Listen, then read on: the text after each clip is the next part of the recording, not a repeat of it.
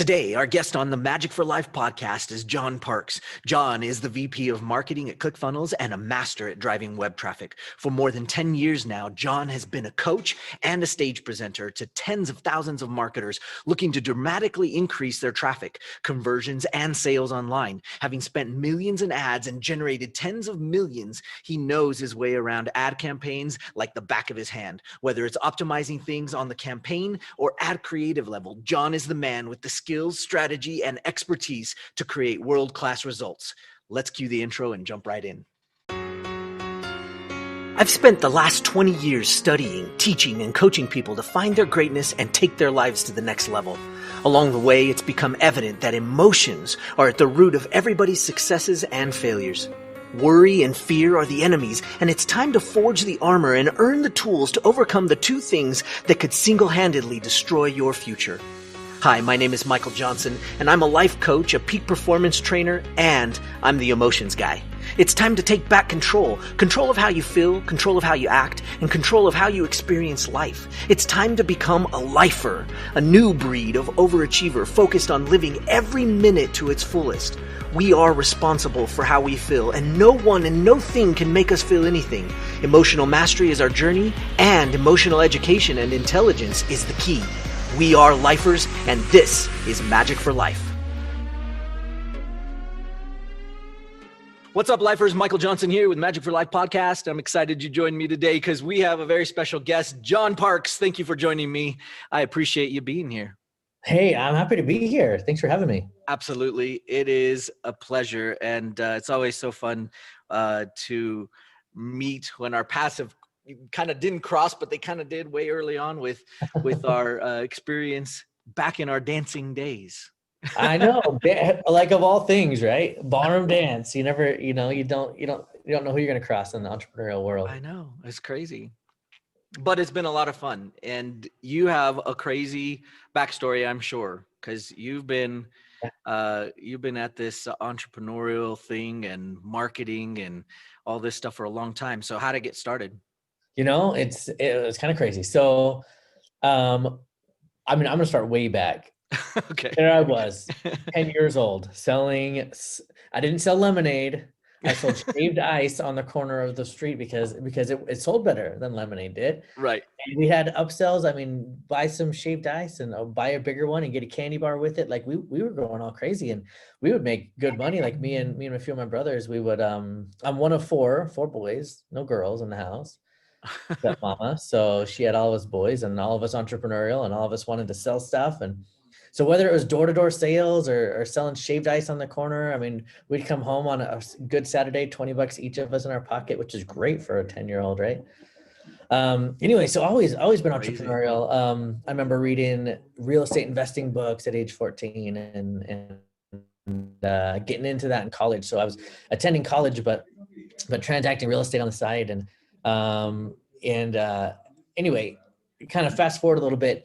There, I was about 6 months from graduating from BYU college, and I get married. I guess I got married about a year before that, and my wife's like, "Hey, come to a family reunion with me." And I was like, "Okay, sure, I'll go meet a bunch of new people." And I go, and on the drive up, she was talking to me about a cousin of hers who's quite entrepreneurial, and he's doing his internet marketing thing, and she's like, his name's Russell. So I was like, oh, okay, well, it'll be fun to meet Russell. I don't know what he does. And anyway, so Russell and I hit it off at this family reunion, right? We're on a boat out on the lake and just talking business. And he's like, I really like you. You should come work with me. And I was like, okay, let's do it. I've got no other specific prospects after college. And there I was going to college and majoring in landscape management. Oh my. The whole time, Michael, I was certain, I knew that I was just going to be an entrepreneur and I was going to go into business, and that's just what I was going to do. That's just what I always did. And so I made the funniest decision that most college kids probably shouldn't follow. And I said to myself, well, I know I'm going to be in the business and entrepreneurial stuff. So let me major in something that I am passionate about for fun. And so for fun, I majored in plants and soil sciences and landscape, and because I like it, I really do. I enjoy it. I like growing stuff. I like Right. And so there's my passion degree that I knew I would never use. And it was kind of funny getting through it because all the professors at the end were like, well, what's your plan? Who's going to hire you? You need to get in the recruiting. Da, da, da, da. And I'm like, I don't know. I'm going to do entrepreneurial stuff. It'll work out. Don't worry about me. Just do it for my mom's basement, everything will be fine. No, but it's kind of the journey of an entrepreneur a lot of times, I think, is that we blaze our own trail. Yeah, no doubt. I mean, holy cow. Landscape, Yeah. soil. Yeah. So I mean, fast forward, I joined Russell. I know, right? Landscape, because I like it. I really enjoy growing stuff and I enjoy the science of it all and then watching the plants and Like, eating were the you food. thinking you were going to like turn it into a business, or were you just like, well, that sounds fun? Not at all. Yeah. It was weird. It was like, I just picked it up because I always enjoyed it. I'd always Sure. planted and grown stuff. And I was just like, oh, that'd be cool to learn. It was that kind of that'd be cool to learn kind of a Yeah. thing. And Yeah. 4 years later. Yeah. So anyway, one of those funny things. Anyway, so I joined up with Russell, moved up here to Idaho as soon as I graduated from Provo. And I mean, it's been history ever since. I've been working with him, project management, all kinds of stuff. And, now I'm CMO and Clickfunnels, partner, just Crazy. doing the thing. So Wow.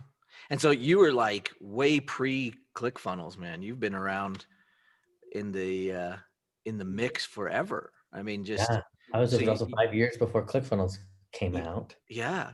So you were going through all sorts of projects and funnels and all the stories Yeah. that he now tells and all that stuff. You were in the trenches of doing it all. Exactly. It was basically 5 years of building sales funnels before it was easy. Back when you Before it had was easy. development, design, all this stuff you had to work through, and Yeah. how slow it was. And it would be like, yeah, we're gonna launch a funnel 6 months from now. We better start building it. And and with Click, because that's what it was, it's just what it was. And are we going to use Drupal? Are we going to use WordPress? I don't know. Should we just code it raw without a, CMS? Just all these things. And then finally we kind of threw our hands up in there and said, there's got to be a better way. Yeah. And we found some competitors who were kind of doing what we thought we wanted, like lead pages. We're like, well, that's cool. Kind of a drag and drop page builder. That's better than doing it from scratch. But we're like, we can't build a full sales funnel in it. We want to just be able to make a sale and offer some upsells and some downsells and, deliver the product at the end if it's digital and all that kind of stuff. And it didn't have that capacity. It was just like a page builder. Yeah. Well, I mean, I was working as the operations officer for a small website builder in around 2007, and even just considering the whole drag and drop thing at the time, I mean, our developers were like, okay, this is going to be hard. We're going to have to redo your whole platform. We're going to have to do all this. So it was like, that was a mess. Like it just, the concept of it was just out there, Yeah, I know. And yeah, we've come a long way. Huge. In the last 10, 15 years since those days. Were you building funnels like through the whole process and all this? Have you done all of the pieces too, or have you just stuck with a particular side of things the whole way? So I've managed a lot of the projects, right? I kind of had my hands in everything. At first, it was a lot of management of the deliverables. We'd sell some big certification course, and I would kind of be running it from that point on, right? Right. Russell's always been the primary when it comes to like copywriting and structuring and building the funnels. But then I really got into, because it's a small company of 3 or 5 of us. Right, exactly. And so we kind of all did all of the things. Right. I tended to be more on the fulfillment side, but there came a day, 7, 8 years ago when Russell said, you know what we're not really good at? We're not really good at traffic.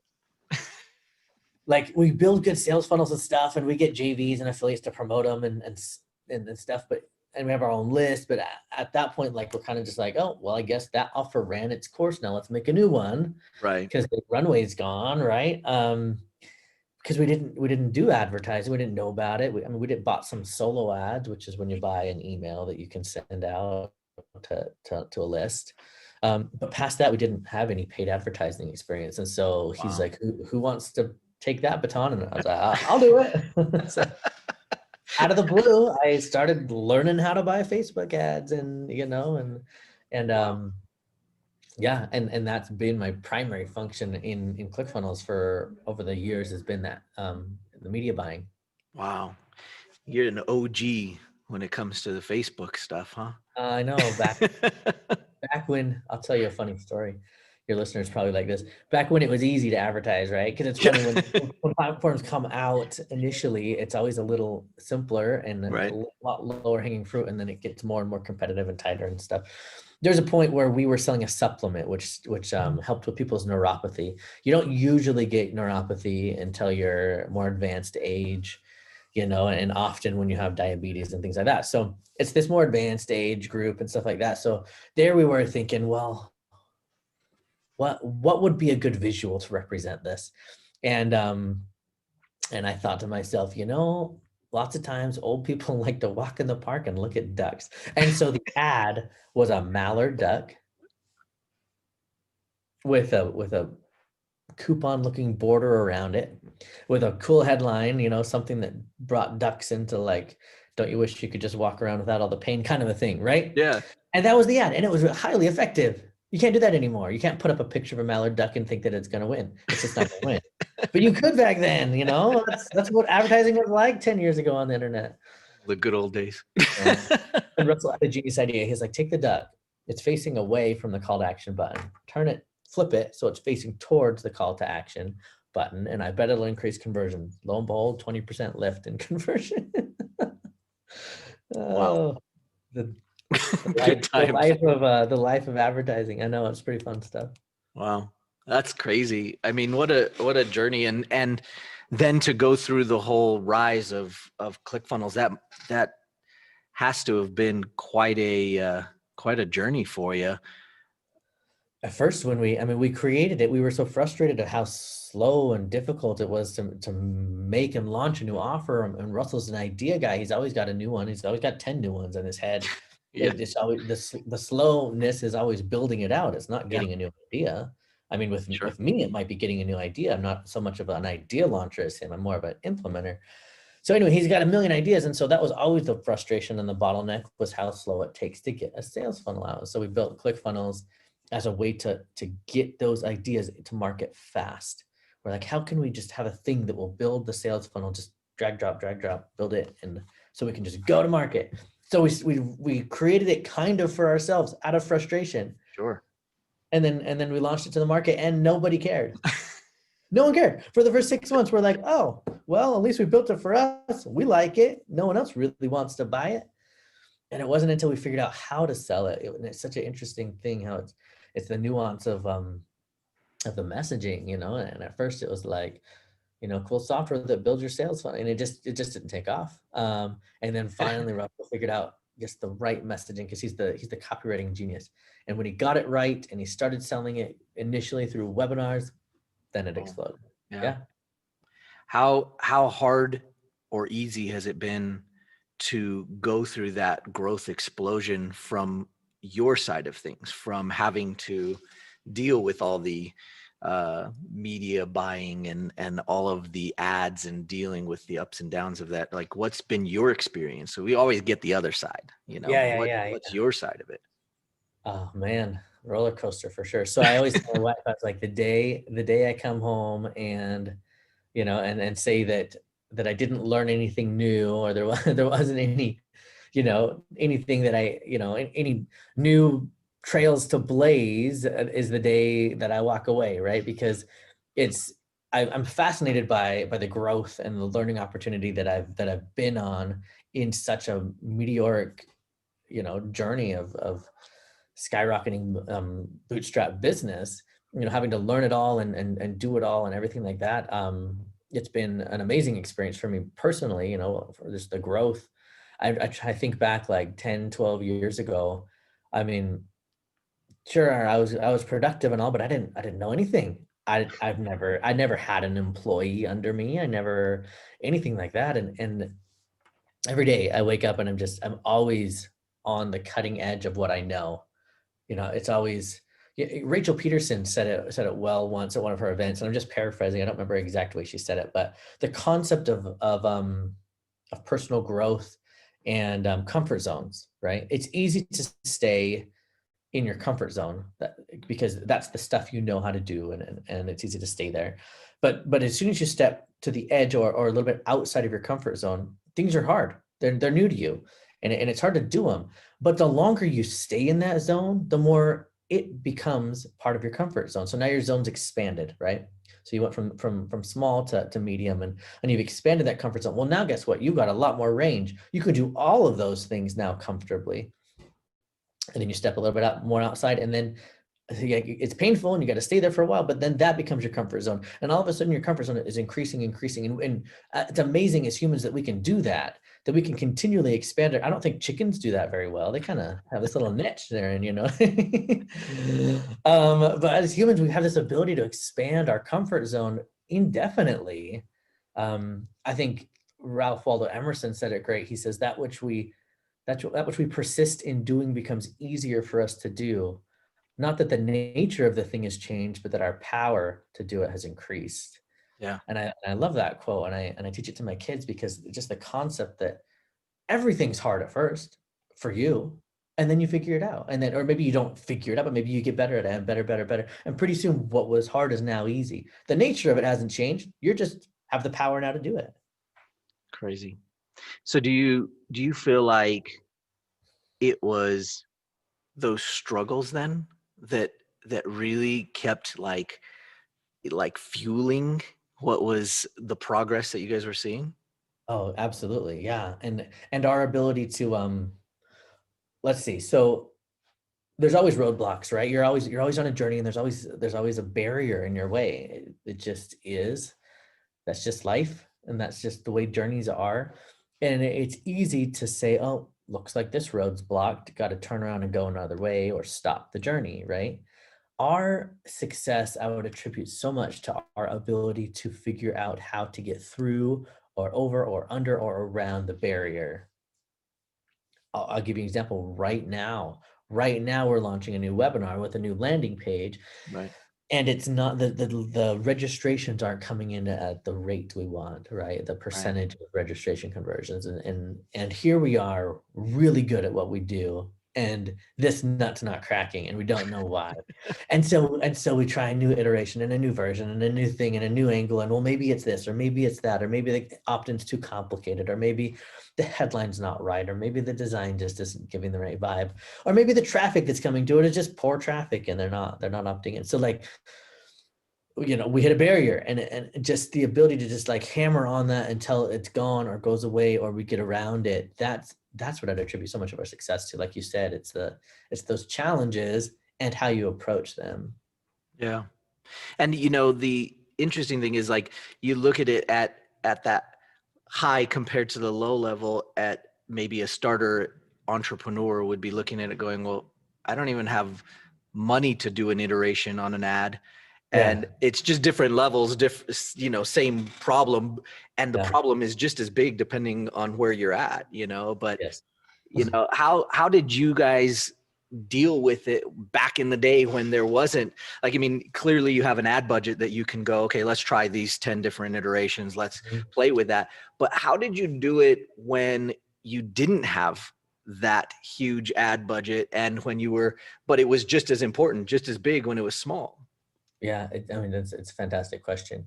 One thing to keep in mind is that there's always a way, right? There's always a way. And if you think that there's not, start asking around, because someone else is going to know the way, right? And I think that's a really big thing. So an entrepreneur who doesn't have, let's say, the budget to test so much, might be able to find traffic in other ways. They might be able to join forums or the modern day forum of a Facebook group, and build friendships, or not necessarily a following, but like respect within that group, right? Maybe it's a group of 5,000 people that are in your niche. They start to respect you because you like to comment on people's things, and you give good advice, and you're helpful, and this and this. And so then if there comes a point where you recommend something, or you say, hey, I put out this new offer, or whatever it is, you can get those people to come to your page. It's traffic. Russell often teaches that there's traffic that you can buy your way in, which is what advertising is, or you can earn your way in. right? For example, here I am on your podcast, Michael, and I didn't pay to be here, Right. but I'm in a way, I'm earning my way into your audience, right? So it's a way to think like, hey, I can get exposed to people who might be interested in what I'm offering without money. So just figuring out, and especially a new budding, starting entrepreneur needs to be able to have the ability to think, if I hit a roadblock here, what's another way? How else can I do this? How else can I accomplish the same thing I'm trying to accomplish? And if you don't know, sometimes you don't know. Well, that's a good time to start asking around, because someone else might know. Yeah, for sure. I mean, that's awesome advice, and it's so easy, I think, as an entrepreneur through the different phases to kind of forget that there are a whole bunch of other entrepreneurs that will probably be willing to help you because something you're doing will benefit them, and you can collaborate. And it's so easy to kind of go tunnel visioned instead of open up and go, okay, how can I get some help? You don't want to help, you want to do it yourself. Like, Yeah. I'll make this happen It's, myself. and it's interesting. If that was our mindset, we would be a dead company by now. There's so many times where we find a pivotal consultant, whether paid or free, who just really helps accelerate our business. Yeah. I mean, I think it's awesome to hear that too, because, I think a lot of times, from the bottom looking up, it's easy to think, oh, well, they have it all together and they're not getting help from other people because they're doing everything right. And it's so nice to know, and hear that, oh yeah, there's these pivotal moments and we had to reach out and we had to get, other people to kind of go, hey, you should do this. Yeah, exactly. So I, Magic for Life is really focused on sort of the personal development side, the mindset side, dealing with entrepreneurs and helping them continue to improve their mindset. And you clearly have been a integral piece to the progression and the mindset that you're offering. You can hear it out of what you've been talking about. So what you focus on, you get, right? And so what kind of things have you been focusing on specifically in the last, 5 to 6 years since Clickfunnels started on its rise? What's your focus on a regular basis? Oh, that's a good question. It's growth.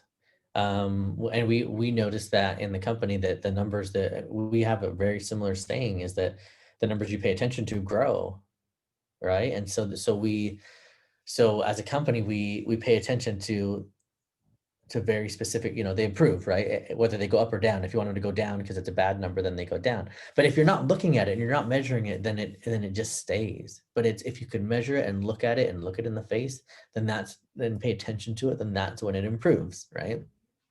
So Yeah. we specifically have our numbers, and one of the biggest ones is how many active paying ClickFunnels subscribers do we have on the platform. And visiting that on a daily basis, it's up on a big old screen here in our office. We talk about it every day in our morning stand-up meetings. We call pulse meetings. It's always in front of us. And so growing it is always front of mind. How do we get more people using ClickFunnels? How do we get more and more and more? And because we know that what we do matters, helping entrepreneurs in the way we help them matters. It changes lives. It changes their lives, and it changes the lives of the people that they serve as entrepreneurs. And so keeping that mindset of the impact that we're having, as well as the focus on the numbers that we need to improve, is really been pivotal. Yeah. That's awesome. So I believe in this idea that the quality of our communication is the quality of our life. And in so many instances, that's referred to outwardly, like how we speak to other people, how we communicate to others. And I kind of want to focus on the other side of it, how we communicate to ourselves. And I know there's sort of an internal dialogue going on. And I know that as entrepreneurs, we constantly deal with this internal dialogue of, the two sides going, oh, do this, no, don't do that, no, do this, no, don't do that. But what kind of communication and internal dialogue do you have on a daily basis to keep yourself positive and to keep yourself going and working through those challenges that come up on a regular basis? That's a fantastic question. It's an interesting phenomenon that the more competent you get and the more advanced you get in a field, whatever it is, the more you realize There's no way you could ever be the absolute best in that field. It's beyond your reach. And there's no way you can learn everything, because the more you know, the more you're realizing. It's like a fan chart. When you only see this much, all you know that you don't know is this much. But when you know this much, what you don't know is that much broader, right? Right. It's so much bigger. So the more you know, the more you realize what you don't know. And so it's very easy. Um, I'm just saying this to set the stage. It's very easy for somebody with increased, competency in an area to think poorly about themselves, because have that internal dialogue telling you like how incompetent you actually are. And it's like, oh wow, yeah, there's so much out there that I don't know, and I didn't know 5 years ago, but now I know how much I don't know, kind of a thing. And to me personally, a person, I've spoken on stages in front of 5,000 people. I've traveled the world. I have all kinds of stuff, and people who are at a more beginning journey in my competencies look at me as like, whoa, the expert, right? And then I look at others who I feel like understand it better, and I'm like, oh, if only I was that good. And and then like this whole spectrum. So and so what I've done, kind of a personal development hack, is anytime anybody compliments me, gives me a positive shout out, tells me that what I taught them changed their business or their life or had a big impact, I like to screenshot it and I like to save it in a folder, so I can see this of impact that I've had. And I call that folder "What I Do Matters." And so any time if I'm thinking to myself like that what I do doesn't matter, or that I'm less competent in something than I should be, or anything like that, I can look back and see that I am affecting people's lives for the better. And so it gives me that stamina and the mind change that I need to go forward. That's huge. And to be able to access that quickly is so valuable, Yeah, because the challenges tend to come when you're least expecting it. and exactly, yeah. Sort of blindside you, so to have that is great. And you have to plan ahead for that. You can't just be like, well, I feel bad, I think I'll do that now. No, exactly, because you're usually on cloud nine when everyone's complimenting you. Oh, you just got off stage, and 150 people DM you, letting you know that was the best talk they've ever heard on the topic. Da da da da. Right? It's in that moment when you can capture all that happiness and silo it. It's cool. Yeah. Okay, so worry and fear, two of our more challenging emotions, especially as entrepreneurs, but maybe just as Yeah, humans, yeah. right? And they're challenging to manage and control and even execute well. And so I guess the question is, through your journey now of this crazy path you've been on, how have you learned to manage worry, and how have you learned to manage fear? Oh, those are great questions. Okay, so let's start with worry. Worry is definitely something that you can mitigate and manage, I feel like, and a lot of it comes from closing loops and not giving up ground. Okay, so let me explain those a little bit, and I've done this a lot in my life.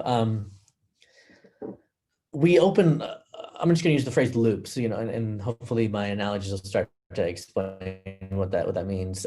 We open loops in our life all the time, right? So that's a relationship, or it's something that we're doing, or it's a project we have, or whatever. And some of us are in the bad habit, especially the entrepreneurial types, of leaving too many loops open and not closing them, not finishing them. Other things that could be open loops are past problems, right?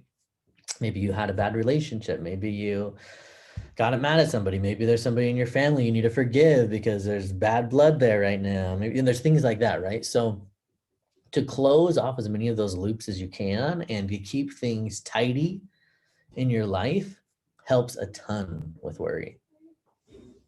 That's awesome. Yeah, it's really fascinating. I've actually made it a significant point of my life to make sure that I'm cleaning up the garbage. You know what I mean? Like Yeah. we talk about people that have baggage. Well, offload it. Like choose to do that, right? Whether it's an emotional choice you make whether it's prayer, whether it's actually approaching the person and forgiving them or asking for forgiveness or whatever it takes, like solve the problems, offload the baggage, close the loops. And that's going to help a ton with entrepreneurial worry. And in fact, it frees you up in your creativity. Your creativity gets limited when you're burdened with worry and fear. And creativity is everything for an entrepreneur. Sure. An example of this would be even as much as like, how much debt do you carry? That's burdensome, and that adds to your worry. A financial planner who's only looking at a spreadsheet might tell you don't pay off your house because that would only save you the 4, 5, 6% of interest rate Right. that you could otherwise be earning more on, right? So on a spreadsheet, the numbers are bad. But guess what? Mentally, physically, emotionally, the numbers are great. That freedom that you get by not having to worry about that, by knowing that you have a place, your family has a place, whatever it is, even if worse comes to worse, you could still pay the bills by flipping burgers at McDonald's at minimum wage because you have so few obligations, really drops that worry. Right. Right. And when that worry comes down, your creativity and success as an entrepreneur goes up. That's awesome. What about fear? Fear. So fear is a lack of understanding of the unknown. It's the darkness in front of you. It's the what ifs, right? Fear is another animal. It requires courage and faith to tackle, right? You have to, and I guess one thing is sometimes it's good to plan. So one way to mitigate fear is to plan forward, is to look 5 years out, 10 years out. Tony Robbins says we underestimate what we can do, and we overestimate what we can do in 1 year, but we underestimate what we can do in a decade. And a decade's not that long. I've been with Clickfunnels longer than that, and it wasn't that long ago when I joined Russell. So, and I never would have imagined what we could have done in a decade. Right. But in 1 year we overestimated. So anyway, having some kind of a vision of what you can do in 5, 10 years helps a lot with the fear because you have a path. Having backup plans helps a lot with fear, and not giving up ground is what I always say. So like, let's just go with the financial analogy more. If I let's say I have a small house, a small modest house, but I have it, and if I pay it off, or I set up some kind of passive income stream that's covering the cost of it, then I know that that's ground I've gained that I never have to give up. Right. So now the fear is gone on that aspect. Well, now if I have a car and I've got to the point where like that car that I've paid off that car, or I've set up some kind of passive income stream that can cover that payment of that car, whatever it is, I feel like I've gained that ground and I'm not giving up that ground. And don't be willing to give up ground. Too many of us, like, I got an increase in my income or whatever it is, and so now I'm going to blow up the size of my house, and in so doing, you become quite unstable, right? I mean, like that ground could be taken away from you if your income drops again, can't afford the house, it's gone. Giving up massive ground. Never give up ground. Like Warren Buffett doesn't do it. He's the richest guy on the planet. He says never lose money. That's the key, number one key. You just don't lose the money. You know what I mean? And it's a simplified statement, but you can apply it in your life. Like, don't lose ground. Like, if you've gained ground, keep it. It's yours. Keep it. Like, don't lose it. Don't put yourself in situations where it's going to go away. If that means that you have to, and it often means that you have to expand lifestyle slower, in order to make sure your every step is ground you can keep, but it's vital to keeping the fear down. Because everything that you have, then it's like, hey, this is all mine. Like I'm now free to move forward, to take bigger risks, to try something else, because worst case, it completely doesn't work and I lose all of that money. I'm not giving up any of my ground. Right. That's been huge for me. That's huge. That's major. I hope everybody hears that, because wow. So, all right. In this journey, you graduated college in landscaping, of course. And yes. I minored in business. Okay. So okay. Well, there you go. Sure. And on this journey, what would you say is one of your fondest moments business wise in this journey from meeting Russell and here you are now. And I mean, you're the man. Like you are ridiculous. So like, what do you think is your fondest memory of business in that whole progression? Fondest memory. I'm gonna say just what popped into my head right off the bat, and it was probably speaking at our large event, the Funnel Hacking Live event, where I'm in front of 5,000 people and everyone's roaring, and luckily they're enjoying my jokes and my talk, and and giving me a ton of positive feedback, and then afterwards, massive amounts of statements of how it was the best talk of the night, the most amazing thing I've ever heard when it comes to advertising, and not all the goodness that everyone was so willing to share with me on how much they like my talk, but just the energy. I guess I've always enjoyed performing. I mean, we talked earlier before we started the podcast, we were both in the ballroom dance world, and performing, and there's an energy there, there's a rise. I remember this first moment that I really felt that the first time I came on the dance floor, the lights were shining on me. I remember that very clearly. Yeah. That moment, I don't think I'll ever forget it. I was probably 14 years old, and Yeah. we had this move where we actually looked up into the sky, and I saw the spotlight just right into my eyes, and there's just so much energy. And so that same feeling when I was on stage in Nashville speaking to 5,000 people. Yeah, I mean, I enjoyed performing, and that was probably the biggest audience I've had. Yeah, sure. That's crazy. All right, we're going to go into our speed round. Okay. And as you might have guessed, I like to talk about emotions. All right. Kind of the core thing. So we call this our go-to emotions. So I'll Okay. give you a category, and when things are going well and when things are going poorly, what are your go-to and limiting emotions, right? So first category. I guess it can be like a therapeutic session or something. No, for us it is. So we know we're human. In business, when things are going well, what's your go-to emotion? Excitement. Okay. When things are going poorly, what's your limiting emotion? Self-doubt. Okay. And in partnerships, when things are going well, what's your go-to emotion? Love. And when things are going poorly, limiting. How do you phrase it? I know the feeling. Feelings are hard to put in words. Okay, so it's hurt, pain. Yeah. Okay. In coaching, when you are the coach and things are going well, what's your go-to emotion? Pride. And when things are going poorly, what's your limiting emotion? Frustration. Okay.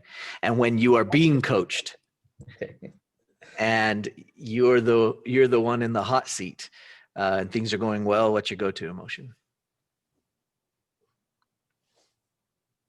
Joy. Okay. And when things are going poorly, what's your limiting emotion?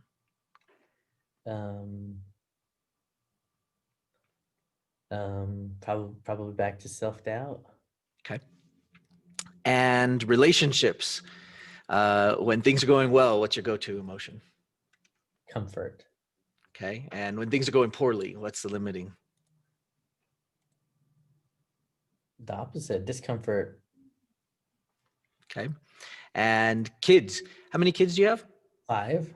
5. You're Yeah. a busy guy. I've got 4. I don't know how you do it. I'd make the first one take care of the 5th when it works. Yeah, right. Right. So with your kids, when things are going well, what's your go-to emotion?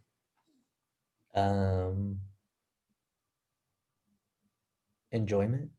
Okay. And when things are going poorly, what's your limiting?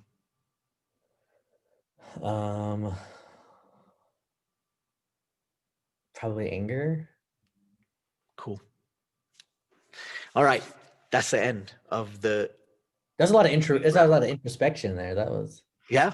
Well, the fun part, I think, is that with the entrepreneurs that are out there, so many times we all say it. Sometimes we're out there on an island, and it just feels like it's a lonely game, and it's so great when you can hear other entrepreneurs that are finding success and they're finding their way up the journey, and to know that these are normal. This is normal. This is a regular thing, and even at the top, it's still going to be there.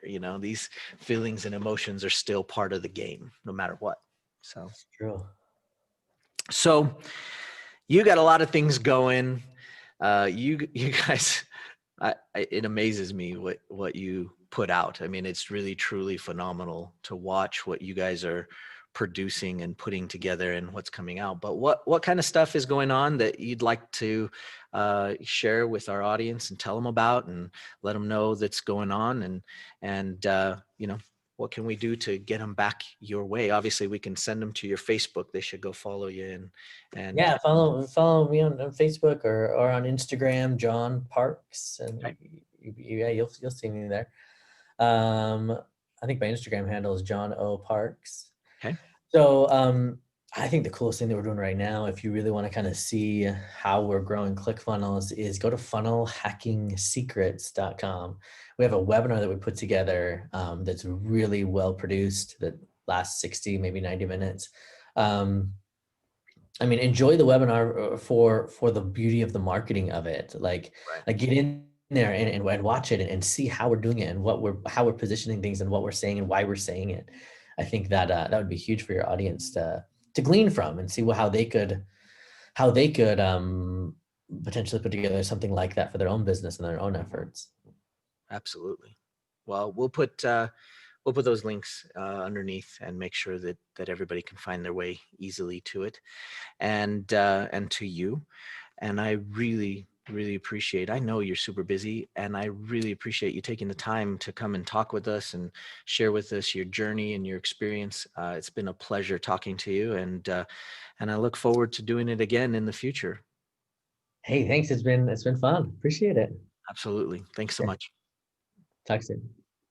Hey, lifers, don't forget to get your free copy of the Every Minute book. You can find it at everyminutebook.com. And don't forget to follow us on Facebook and Instagram.